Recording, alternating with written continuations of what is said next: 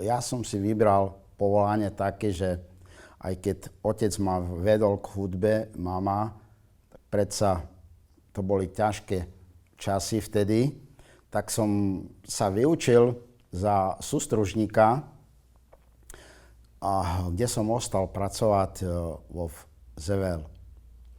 Po základnej vojenskej službe, kde som bol vojak v Prahe, som sa vrátil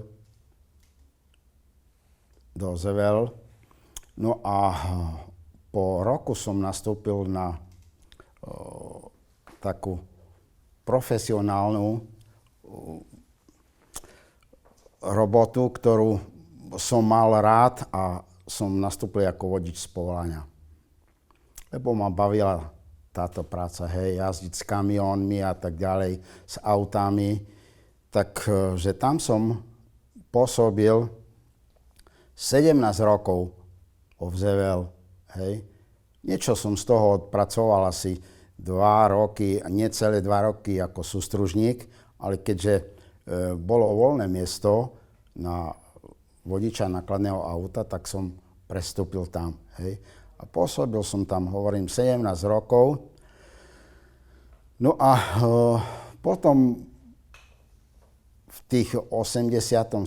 roku som nastúpil do dopravného podniku mesta Prešov.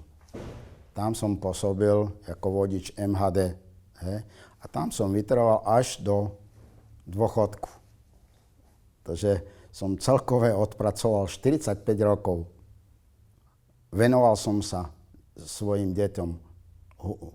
Chcel som, aby z nich boli aj muzikanti, aj že by mali aj ten papier v rukách nielen o hudbe, ale aj o tú druhú časť, že by vedeli si opraviť doma trebárs bežné veci ako vodu alebo elektriku a tak. Súrodenci, jeden bol murár, druhý vodár.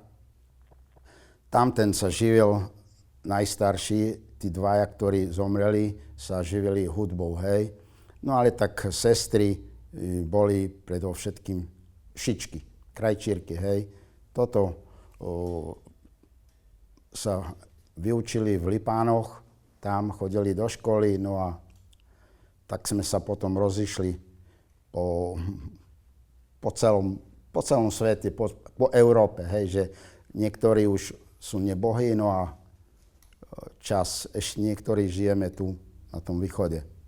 Tak doma rozprávam predovšetkým s manželkou po rómsky, lebo viete, to je sila zvyku. Aj keď niekedy poviem jej to, čo chcem povedať, že by nepočuli deti, tak poviem po rómsky, Ale väčšinou tak doma miešame ten jazyk. Aj rómsky, aj po slovensky, Vnúčata moji vedia po slovensky rozprávať, síce rozumejú po rómsky, niektoré slova už vedia povedať, ale ešte plynule nerozprávajú po rómsky. Oni sa naučia postupne, lebo nechcem, že by potom mali problém v škole. A toto robia chybu rodičia, že mali by doma rozprávať so svojimi deťmi po slovensky, že by nebol problém v tej škole. A toto je, ja neviem, či to im je to jedno, alebo tak. A preto ja nechcem zo seba robiť, že tým, že nebudem rozprávať doma po rómsky, že nie som Róm, alebo že ja chcem naučiť tie moje vnúčatá, aj svoje deti som učil po rómsky, ale predovšetkým prvé slova som ich učil po slovensky. Že najprv po slovensky, lebo žijeme na Slovensku, a potom ten materinský jazyk treba zachovať, lebo sa to vytráca. No. Ja som sa narodil v Ražňanoch doma. Boli sme 10 súrodenci, 6 chlapci a 4 devčatá. No a môj pradedo, ktorý pochádzal zo Chmíňan, on išiel slúžiť do Sabinova. Vozil tú barónku Sabinu, panovničku, hej, tohoto mesta predtým. A bol huslista a on zároveň aj tam hral u tej panovničky. No a boli to zo Sabinova muzikanti, z rodiny, hej, boli to veľmi nadaní, talentovaní. Jeden dokonca, Aladar Pekeja, hral v kostole, to môjho deda, bratranec. A ja si ho pamätám. Ja si ho pamätám veľmi dobre, lebo mal som 12 rokov, keď ten violista zomrel. A to bol tak ščítaný človek, tak hudobne nadaný, že tí, ktorý a poznal, ovládal noty. Môj dedo, ktorého už si pamätám, volal sa Ľudovít Petík takisto, jak aj ja. On bol taký dobrý huslista, že keď on začal improvizovať na tie husličky, to aj pol hodiny v kuse. A to málo kto na tú dobu vedel, lebo vedeli hrať na tie nástroje, najmä tomu huslisti, hladko, obrátko, hej? Ale improvizovať málo kto vedel v tom čase. No a toto preniesol na svoje deti. Tak jeden hral, najstarší Bela, Vojtech, no teda po slovensky, on bol huslista a druhý bol klarinetista, tretí bol kontrabasista, lenže otec bol takého menšieho rastu, hej, a trebalo proste do toho klarinetu fúkať. To nebolo len tak, hej. Sice on to ovládal, ale potom mu dedo dal husličky do ruky, ako 8-ročný chlapec, už potom zmenili mu ten nástroj a ho naučil tak hrať na husle, že to bol, nechcem teraz preháňať, ale bol to pán huslista. On keď už dovršil 15 roky, on už chodil hrať tu do Prešova na Cemiatu, na Zabijanu, v toho kaštieľa. Už tam si ho pozývali títo pánovia tu z Prešova, ktorí sa chceli zabávať. Oni mu vedeli, že je vynikajúci huslista a toho Pekeju deti, ten violista, on mal takisto 4 chlapcoch a z toho boli 2 violisti. Ten Aladar Pekeja preniesol to na 2 synoch violu. To tak hrali, že proste, a to boli ročníky môjho otca, hej, 1922-23, hej, tieto ročníky boli. Oni sa s ním živili, už ako chlapci.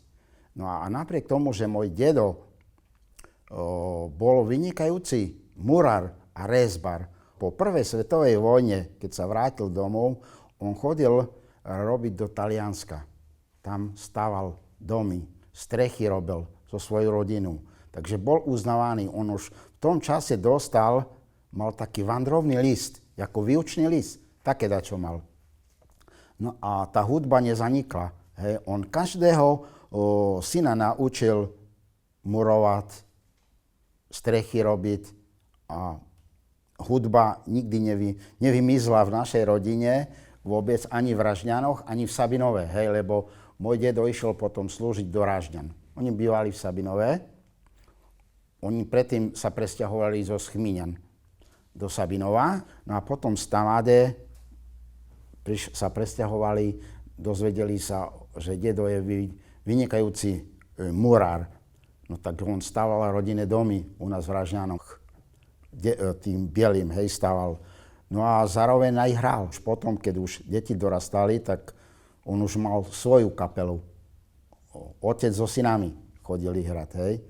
No a v tom čase už, keď už sme prišli na svet my, tak otec dal najstaršieho syna študovať, lebo bol takisto vynikajúci huslista. A to bol tak talentovaný, že jeho z Fleku zobrali do Košic na konzervatórium.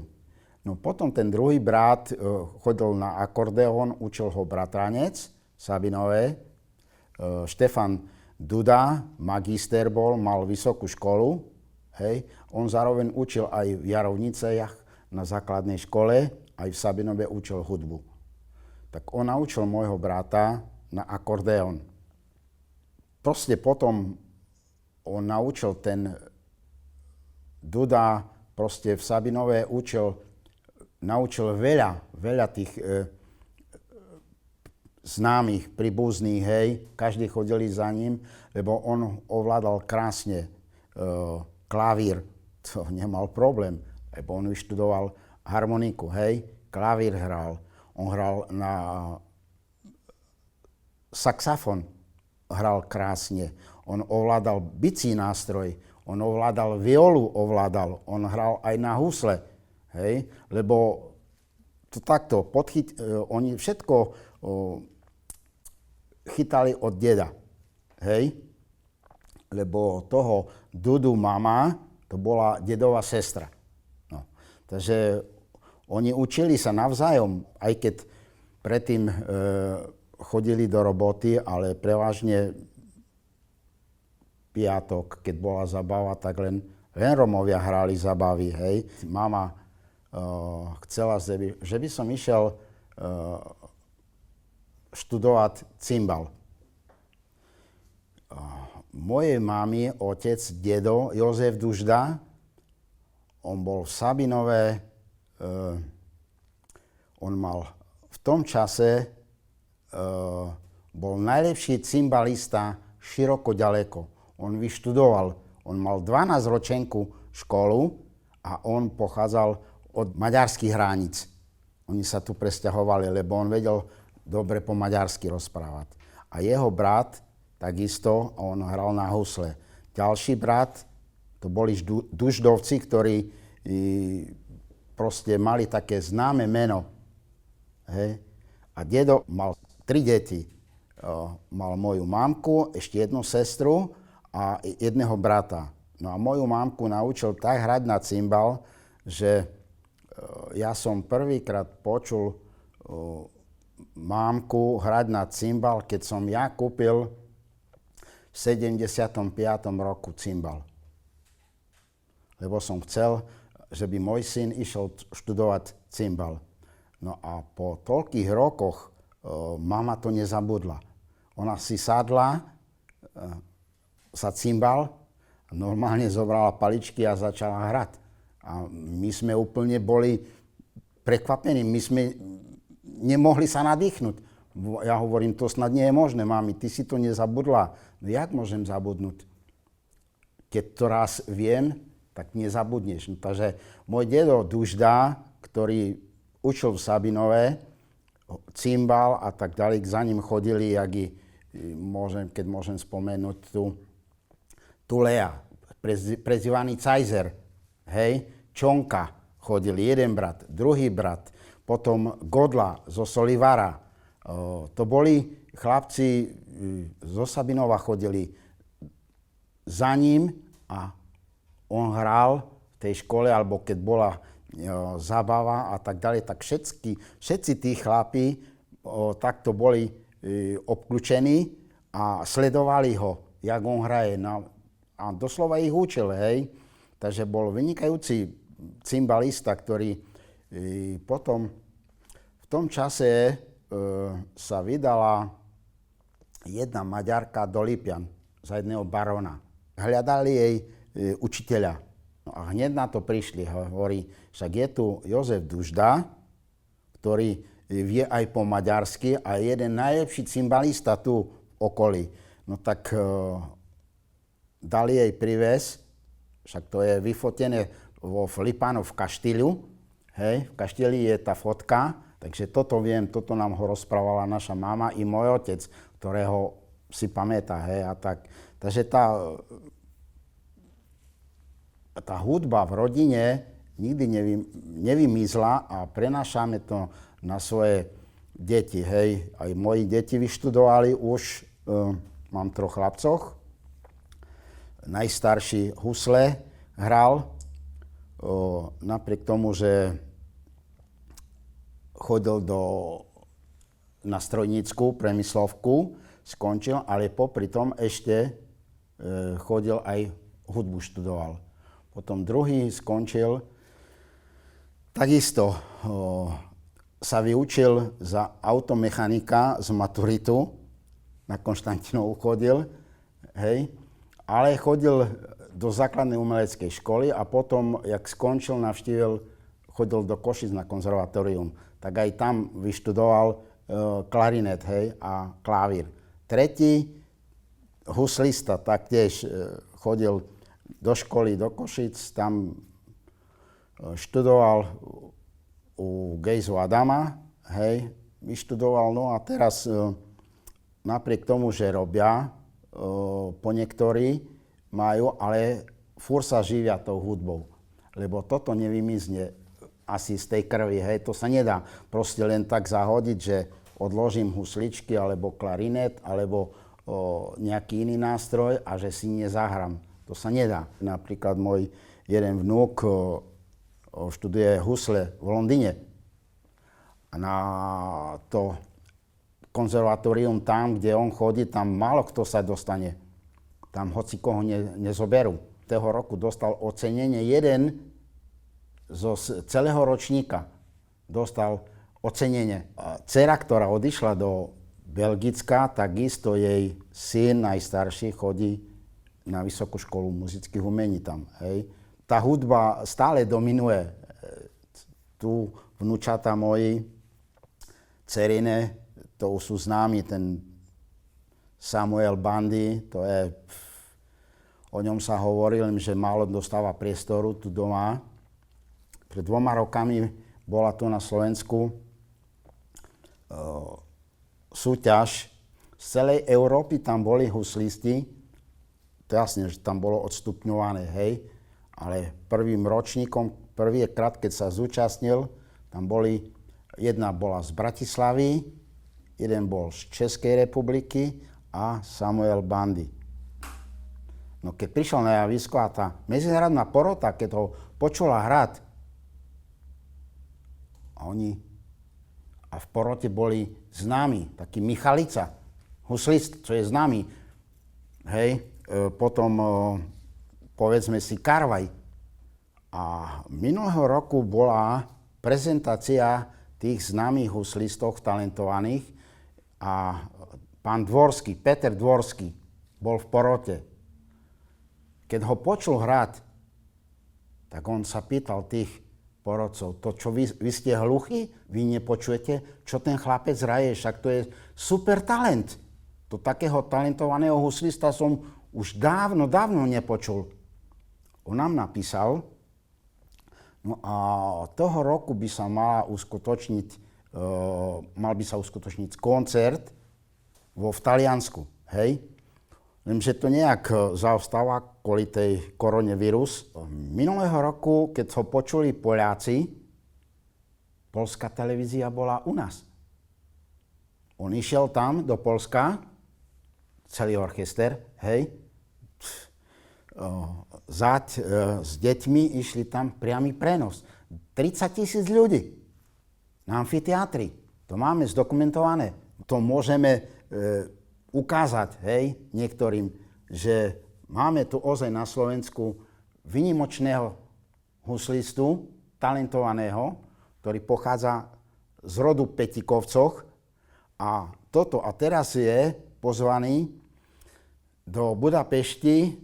Každý rok sa tam koná, z celej Európy pozývajú huslistoch. A tam je tá súťaž. Asi v polovici augusta by mali ísť do Maďarska na skúšky a bude ich doprovázať 100-členný orchester. Si viete, a už oni nás vyzývajú už 3 roky, že nechceme tam ísť, nevieme po maďarsky. Teraz môžeme porovnávať, že prečo naša krajina, kde tu vyrástal, chodí do školy, nemá také možnosti ukázať. A nie len takú hudbu, že zahra, ale on hraje klasiku. On nemá problém. On hraje ľudové. Nemá problém. On hraje rómske pesničky. Nemá problém. On hraje jazzové pesničky. Nemá problém. A ak my toto zanecháme, a proste len ostane to len tak, že nám stále niekto bude rozprávať o tom, však vy len hrajte a spievajte a tancujte. Tak to je o ničom. Slovensko sa mohlo zviditeľniť už len tým, že máme tu ozaj talentovaných či školákov, ktorí študujú vonku, ktorých poznám. Mohol by som ich menovať, lebo sa zaoberám tým, hej? A hovorím svojim deťom, svojim vnukom, vy študujte a hrajte, cvičte, nie preto, že by ste ukázali druhým, ale že ste dobrí. Bo niektorí hovoria, že nerozumejú, ale že majú slabú pamäť v učive a tak ďalej. Tak jak môže také decko zahrať naspamäť 10-minútový koncert? To je hlupak? S prepáčením, to je hlupak? Nie. Musí to mať v hlave uložené, ten koncert, a tak zahrať do puntíka, že by proste, že by neurobil nejakú chybu. A to sa nedá len tak, ale musí desiatky hodín cvičiť. Ja by som tu mohol povedať o tom, že napríklad taký huslista z Českej republiky, Šporcel, študoval v Amerike a sám povedal v televízii, on si myslel, že je najlepší v Európe. A chlapci z Trnavy, ktorí majú konzervatória porobené, učili ho hrať. Ten huslista tu z východu takisto študoval v Amerike. Prišiel domov a chodil do Raslavic za žoltákom, starým žoltákom prezývaný Čečo. Známy súbor Raslavičan. A chlap, ktorý nemal základnú umeleckú školu, vedel tak improvizovať. No a ten huslista chodil ku nemu a desiatky hodín mu dával. Ho učil, jak má na túto pesničku improvizovať, jak má na... Takže toto je náš talent. Hej, a proste to zaníka. Dostane sa len trošku vyššie a tam to končí. Hej. Raslavičan je známy súbor na východe. Tá ľudová kapela bola vytvorená z radu Rómov. Choďte tam sa pozrieť, či tam hraje nejaký Róm.